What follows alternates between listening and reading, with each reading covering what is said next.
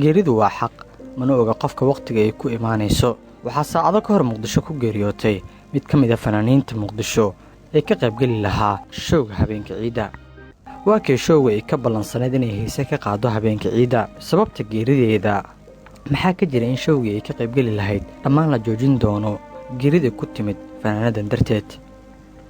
maadaama aan ku jirno maalmo khayraysan dhamadka bisha barakaysan ee ramadaan aan dhammaanteen u ducayno gabadhan in alla uu jannada ka waraabiyo una sheergareey bulshada kale si iyaguna ay u gaarto farriintii ay gudbiyeen qoyskeeda hana hilmaamin halkii aad leeg ka saari lahayd inaad ku beddasho imoojiga dareenka ee murugada hadafka aan u soo gudbinayo waxay tahay gabadha aan abtiga u ahay walaashay dhashay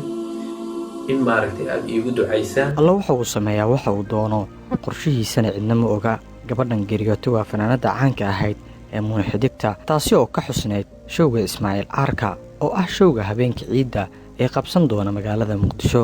waxaana saacadihii lasoo dhaafay baraha bulshada si weyn loogu faafiyey sawirrada fanaanadan iyo showgii ay ka qaybgeli lahayd ismaaciil caarka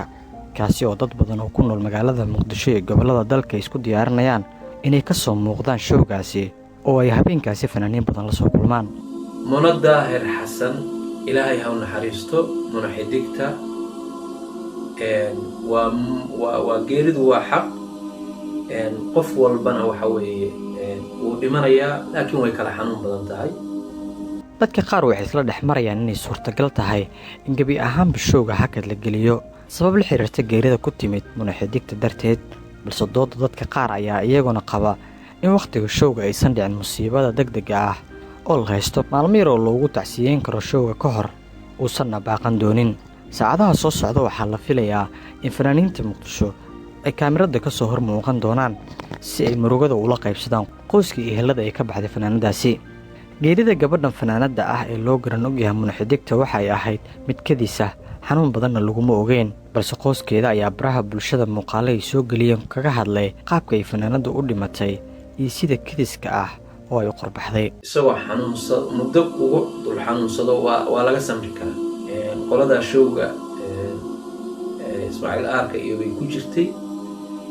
way caafimaad qabtay wax ay qabtay ma lahan gabar walaashay oo aan la hadlayay waxay igu tiri xalay bay ila hadashay waxay igu tiri habeen horaan meel xaflad ku lahayno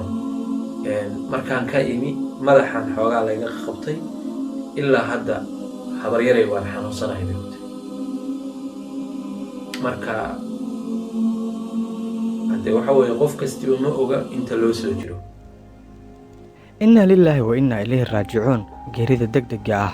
waa mid uu rasuulka sala allahu calayhi wasalam alla ka magangeli jiray adigana haddii aad muuqaalkan daawanayso waxaan laydinka codsanayaa inaad dhammaantiin u wada ducaysaan